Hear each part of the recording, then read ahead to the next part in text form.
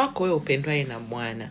Wiki hii kwa neema ya Mungu tumejifunza kuhusu umuhimu wa kuijua sauti ya Bwana. Kujua sauti ya Bwana ni muhimu sana, kwa sababu bila ya hivyo tunaweza kuongozwa na sauti nyingine. Kama Bwana Yesu alivyosema katika Yohana 10, kondoo wangu waijua sauti yangu. Sasa kwenye Biblia upo mfano mzuri tu ambao wote tunaweza tukauchukua ili tuweze kukumbushana umuhimu wa kujua sauti ya Bwana. Mtumishi wa Mungu Samueli wakati yuko mdogo, bado hajaijua sauti ya Bwana, aliitwa na Mungu mara 3. Hakujua kama ni Mungu.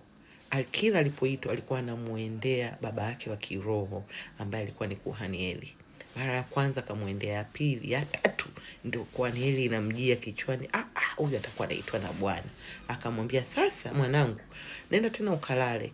Ukiitwa sema hivi, Bwana nipo hapa, mtumishi wako ninasikia.